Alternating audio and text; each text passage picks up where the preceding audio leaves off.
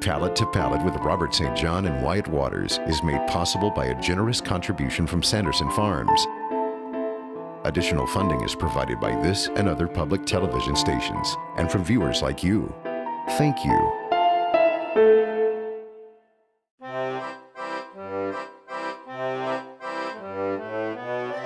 I'm so glad I get to paint as much as I get to paint. It's really a great blessing, but I'll tell you, this time I was really even more excited because I was going to see The Last Supper. I've been waiting for this. I'd been to Italy before, but I never saw The Last Supper. This time I'm gonna get to see The Last Supper. Unfortunately, it was sold out and I didn't have tickets.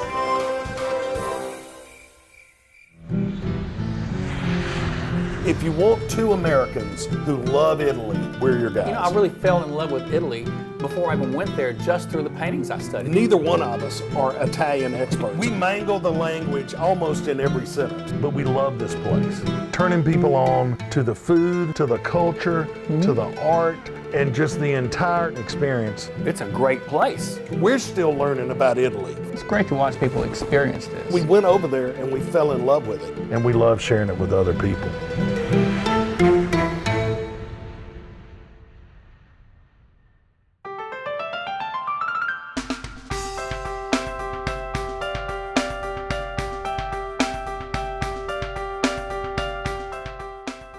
So our week was coming to an end.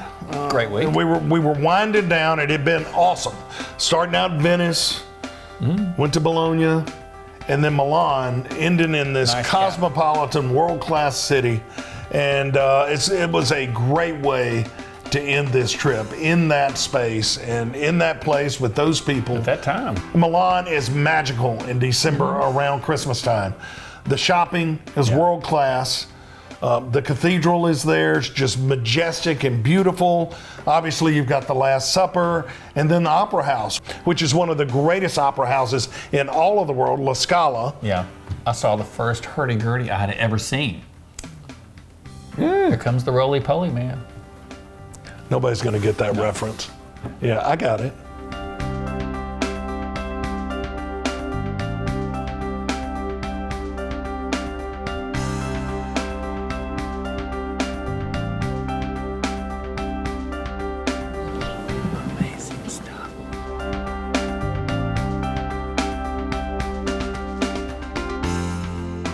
We got there are hard tickets to get, and you and I have gotten some hard tickets. We were on the 7th row for Paul McCartney one time, but one of the hardest tickets in maybe all of the world is to get a ticket to the opera at La Scala, and especially on opening night. So we weren't able to take the group to La Scala, but we did tour the place, and there's just an energy in that building. And it's not that big. I mean, when you see photographs, you think it's this huge, majestic, ornate place, but it's very compact and very small. And I can only imagine, our friend David has seen operas there. And obviously, Alberto and Barbara have seen a lot of operas at La Scala, but just touring it was, you could just feel the history in that building. Yes.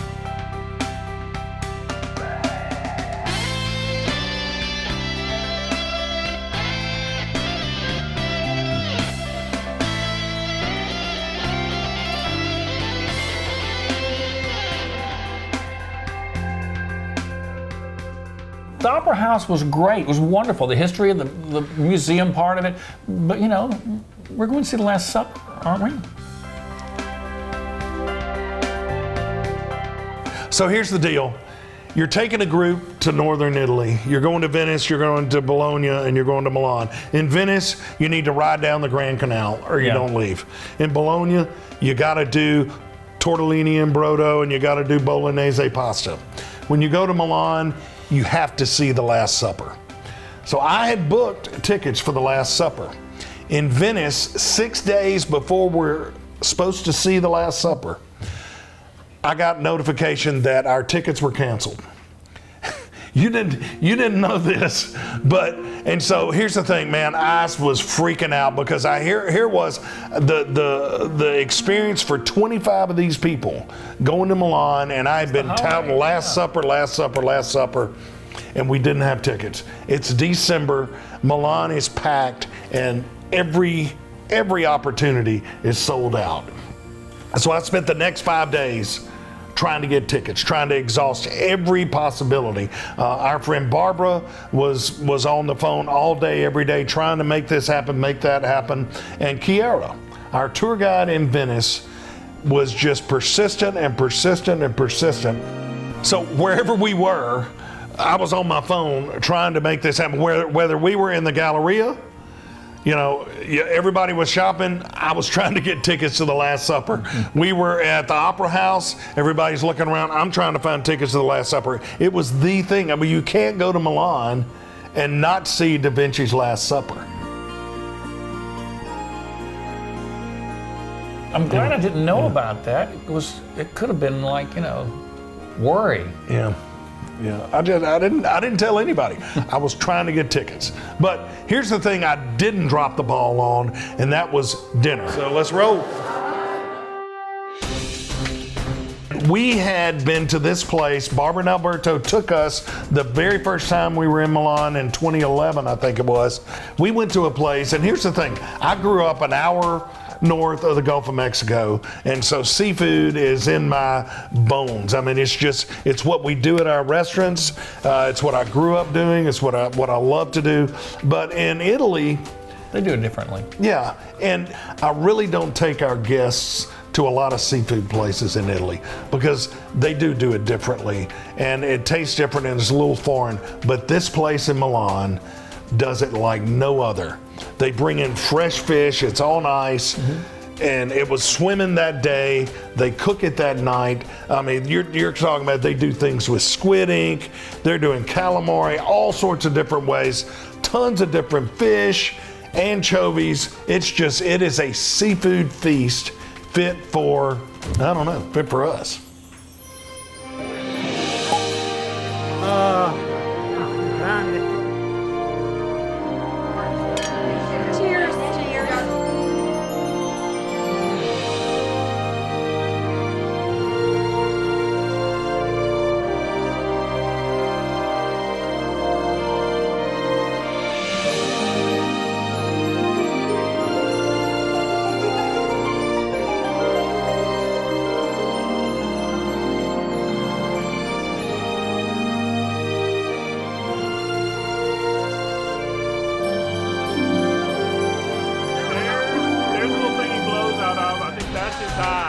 The seafood was great there, and it was not just seafood, it was a lot of things. So, yeah, the atmosphere makes a part of a restaurant, but yes. This place had art photography on the walls. And on our first visit back then in 2011, my son, who was 10 at the time, was not. We're 10 though. Yeah. He was not focused on the food. He was focused on the walls, and rightfully so.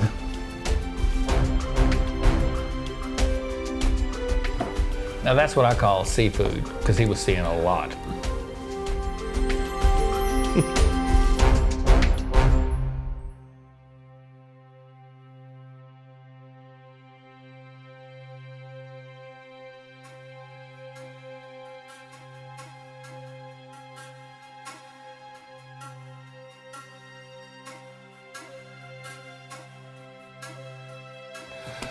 So we're all over town, and like it had been the entire time we're traveling around, I'm still trying to find tickets to the Last Supper. I have a group of people, and I'm responsible for their good time, and I do not have tickets to the Last Supper. The problem with that, because I had about half the ones I needed, is how was I going to tell half of the group they could go see Da Vinci's Last Supper, and the other half of the group, we just can't go. I mean, we didn't know what we were going to do, draw straws or whatever, and I hadn't even told you that I didn't have tickets to the Last Supper, and they had been canceled. I actually had them, and they got canceled. And finally, after 5 days of frantic searching, our friend Kiara, God bless her, got tickets. And she got us in with this awesome Asian tour group, and we hopped in on a bus with them. And we typically don't do these type of tours, group tours. We usually have one individual guide that's just for our group. But this time we were with me. Look, I was going to take whatever I could get to make sure we could get in, because I wanted you to see Da Vinci's Last Supper. Thank you.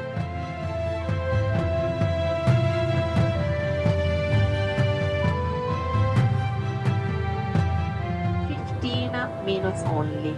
So the first group from 12:30 to 12:45, and the second one from 12:45 to 1 p.m. That's it, the Last Supper. It's good stuff.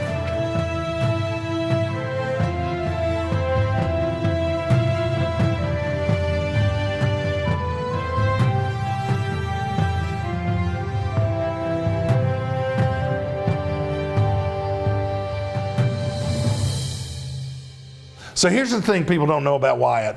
The entire time we were there in 2011, we were going to museums with my wife and my two kids. We were going to see this and that, and Wyatt was working the entire time. He didn't want to lose focus, and that 10 weeks we were there, Intense time. he finished 128 watercolors in 10 weeks, but he didn't get to see anything. But this time, he was going to see it, and he was going to see Da Vinci's Last Supper. I wanted to see it. Yes, I wanted to see. I mean, even though I didn't see it the first time, didn't mean I didn't want to. It's just that I had, like you said, the focus on the book. I'm very excited about seeing The Last Supper. This is going to be great. I've not seen it before. This is my first time. The last time I was painting, so this time it's just going to be exciting for me. This time I wanted to see it because I'm such a huge, huge fan of Leonardo and his life and his paint. And this is one of the greatest paintings in the history of painting. One of the joys of this trip for me is being with him when he sees The Last Supper. It's my first Last Supper. I've not seen this before, so I'm very excited about this, pumped, ready to see Leonardo.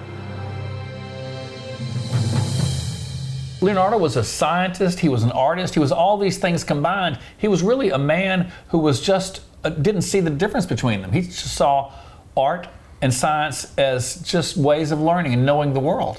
And this painting was a great representation of that. It was painted in a medium that was an experimental medium, and that's one of the problems with this painting. It was deteriorating from its very beginning because it was an experimental medium.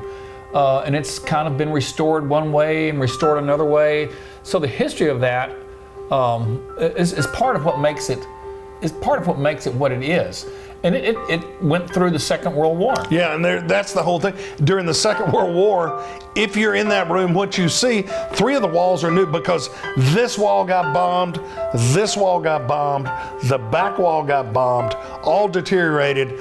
The one wall left standing is the one with The Last Supper. They had sandbagged it up, put tarps over it.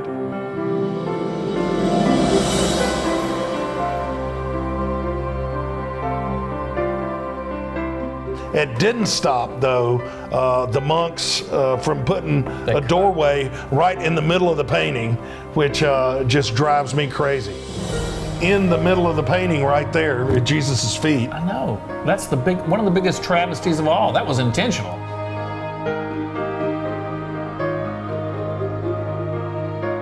There are a lot of security measures. When you go see the David and the Academy there in Florence, there's a good bit of security, but nothing like what you have to go through really to see The Last Supper, and they let a certain number of people in, which they should. You have to be almost totally silent in the room. There's a docent in there who will yell and scream if anybody gets a little bit loud or if you get a little too close, and it's guarded, and it should be.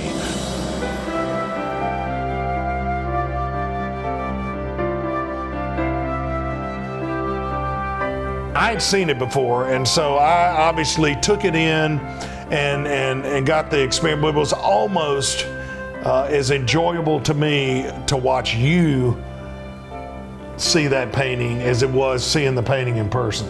The painting is like its own cathedral. The painting itself. You go through these airlocks to get there, almost the security, and by the time you get there, you do feel the great reverence for what he had done. There are accounts of Leonardo just walking around. He didn't always just work on it. He walked around and thought about what he was doing. And and you stand there and you think that you're in front of this painting. You're standing in the same place where he stood. And if there's a place when you stand in the back that it looks like it's just, the wall is not there, it's like it goes back. It's actually space. That's a big deal about it to me too. He was a master of perspective, wasn't he? Yeah.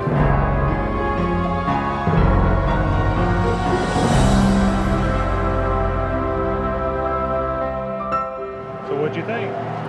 Oh, it was great. It was wonderful. It's the most famous religious painting in the world. So yeah, it was great.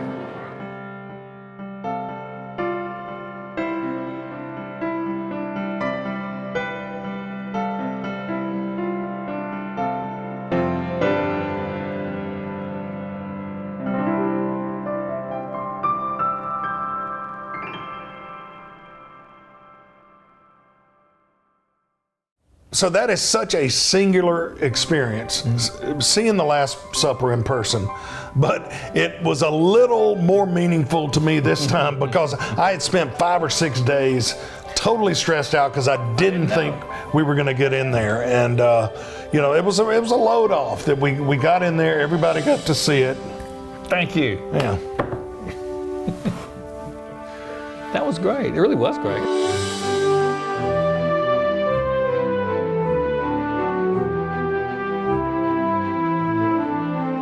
We had such a great experience at the Last Supper by Leonardo da Vinci, but then we had our own Last Supper, Cacio Pepe. It was our real and unfortunately our Last Supper on this trip, and that restaurant is one of Alberto's favorite. Our friend, we had celebrated his birthday there a year before, and it was our first time there, so I knew we had such a good time that time. I wanted our group to eat in this place, and it wasn't typical Milanese food, which is very heavy on risotto, and that no one does risotto like the Milanese. But this was a Roman restaurant, and hence the name Cacio Pepe. My favorite Italian dish. Your favorite pasta, and which is really just kind of butter, cheese, and pepper, and really, really good dish. And so this restaurant is named after that, which is a Roman dish, and it's a very over-the-top, hospitable owner. Viva Cacio Pepe. We had our own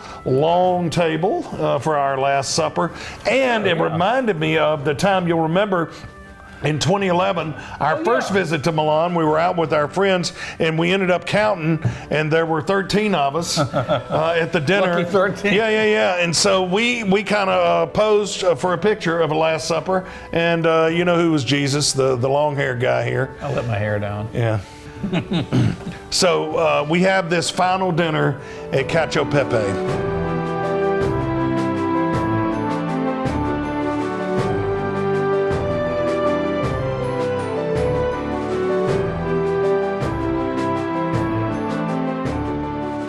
And it was really a perfect ending to a just wonderful trip that had been a very diverse adventure, tense at times and stressful at times with tickets and such, but a great time. It was a religious experience. And it was a great way to say goodbye to our fellow travelers.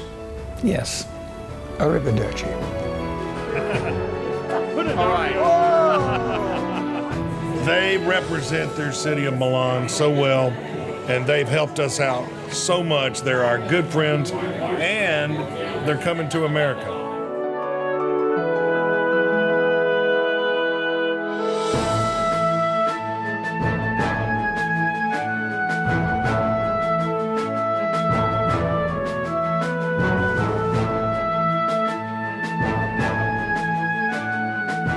I want to thank y'all again for everything. Y'all been a real treat. We'll see you back home. So early in the morning, we got our guests on the bus and sent those to this airport and those to that airport. And typically on our tours, once our guests have gone back home, we usually take a day to kind of exhale and rest and maybe visit with friends and just relax, except you didn't relax. Well, it was relaxing for me, but I didn't do nothing, as they say. But I did paint Leonardo. I painted a tribute to Leonardo. Yeah, a fine tribute it was. I'm a tourist. I'm dropping euros over here, so I hope they have no problem with me painting this. In America, we could say it's the First Amendment right, you know, but we're not in America. And he's looking down. So you did kind of have Leonardo on the brain. You know, if you're in Florence, it's all Michelangelo, and if you're in Milan, it's Da Vinci. Yeah. And there's this very majestic statue of Da Vinci right there, just behind the Galleria and near La Scala. And Yep. you did an amazing painting of that. After the Last Supper, it just seemed like I needed to have something to kind of finalize this whole thing. And so I did paint Leonardo. And the reason I paint Leonardo was a great respect for his life and the work that he did. So it was kind of my last tribute for Leonardo on that trip. So what were you thinking about while you were doing that painting? I was thinking about how he combined really so many things that we consider as very different. He just thought differently. He was a man that was so far ahead of his time, and still existed in his own time, really. Nice.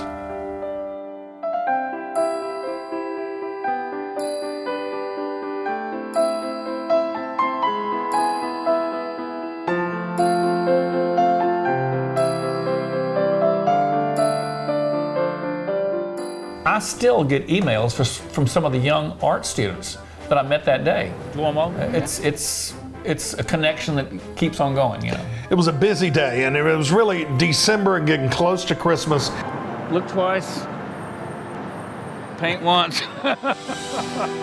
The hustle and bustle of the big city, and that's one thing I remember walking up while you were doing that painting, is that it looked like an antbed around you, but there was this one stationary thing in the center, and one of it was you doing your painting, and the other one was Leonardo right in the center, and everything else was moving around except you two were perfectly still. And I've got that image in my brain. It's the one thing I remember from that day.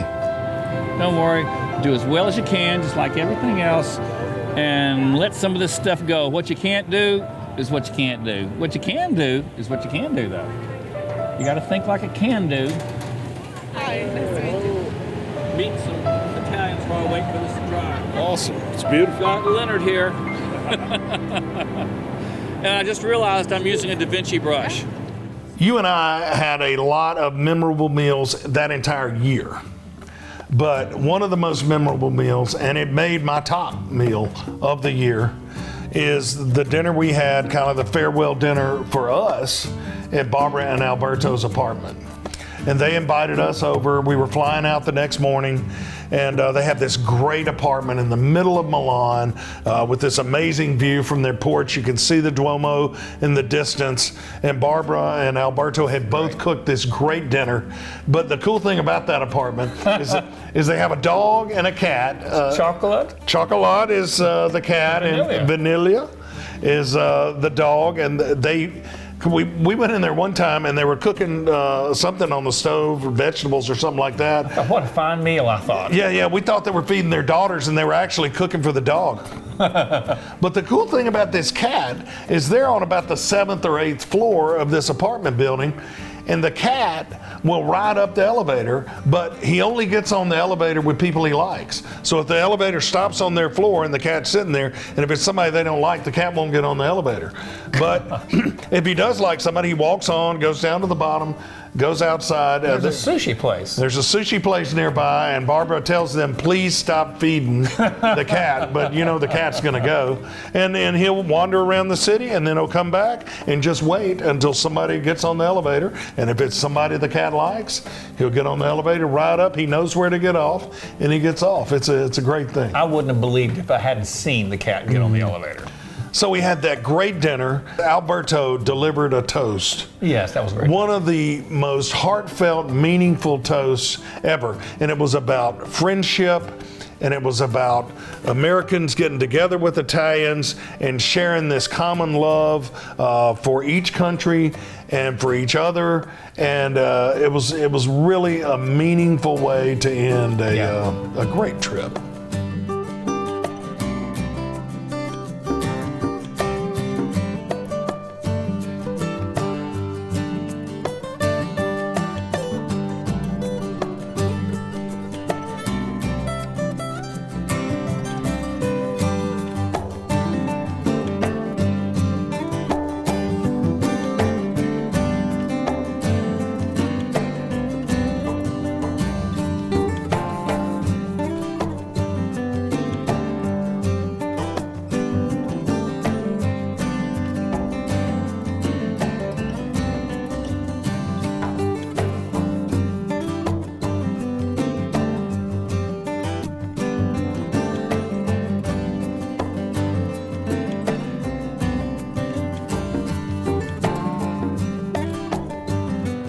here in Milan.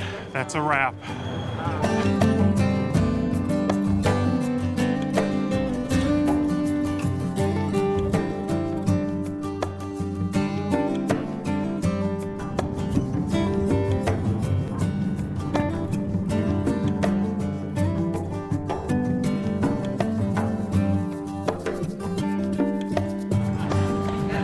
Back home. Back home.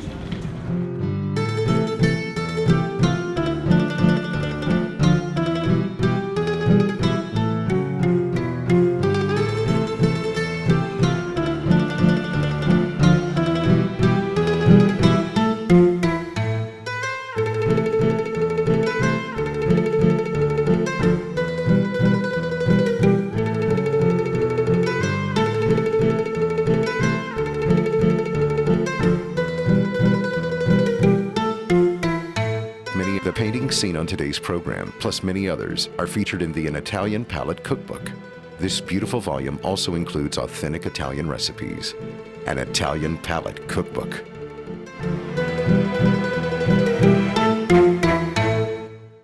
Palate to Palate with Robert St. John and Wyatt Waters is made possible by a generous contribution from Sanderson Farms. Additional funding is provided by this and other public television stations and from viewers like you. Thank you.